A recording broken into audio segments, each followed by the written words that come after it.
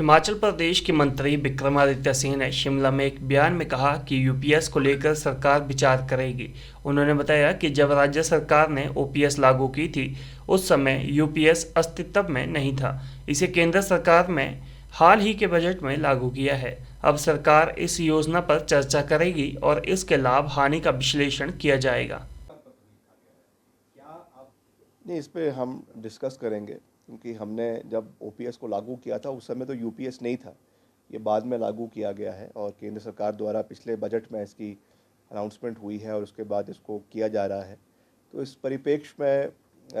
Cabinet meeting में हम इसके बारे में डिस्कस करेंगे मुख्यमंत्री जी से और क्या विचार इसमें बनता है, जिसमें हमने मेन एजेंडा है प्रदेश के कर्मचारियों के हित को साधना। तो उसमें क्या ज़्यादा बेनिफिशियल है, ओपीएस ज़्यादा बेनिफिशियल है या यूपीएस ज़्यादा बेनिफिशियल है, तो उस चीज़ के प्रोज एंड कॉन्स सब चीज़ के देखे जाएंगे और उसके परिप्रेक्ष्य में कैसे फिर इसको आने वाले समय में इम्प्लीमेंट करना है जिससे प्रदेश के कर्मचारियों का हित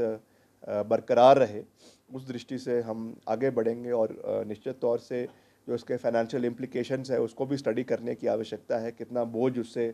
सरकार के ऊपर पड़ रहा है, किससे कम होता है, किसके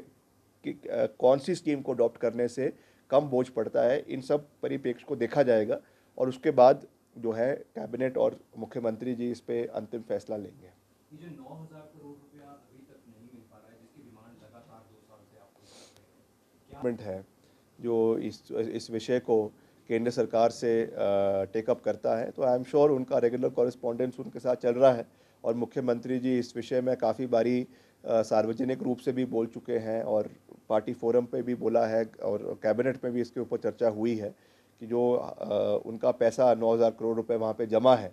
जो उनका ही पैसा है, कर्मचारियों का पैसा है, जो उनको मिलना उनका मौलिक अधिकार है, जो सरकार को वापस नहीं दिया जा रहा है, कर्मचारियों को नहीं दिया जा रहा है, तो उस विषय पे कार्रवाई होनी चाहिए। अब किन विषयों की वजह से वो पैसा नहीं दिया गया है वो केंद्र सरकार उस चीज़ को बेहतर जानती है, मगर मेरा तो ये मानना है कि हर चीज़ में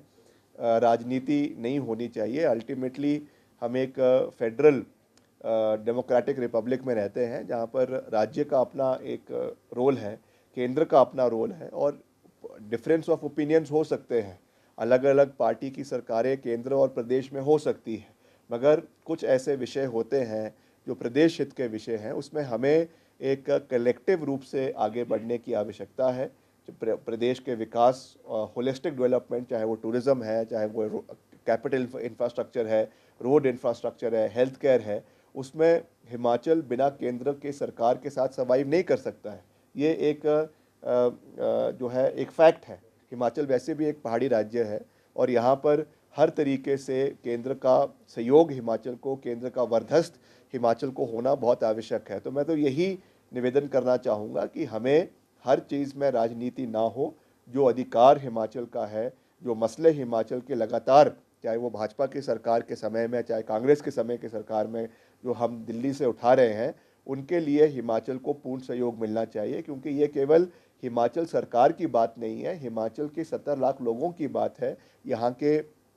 अर्थव्यवस्था को मजबूत करने की बात है, जिस दृष्टि से हिमाचल के साथ कोई भी भेदभाव केंद्र सरकार को नहीं करना चाहिए।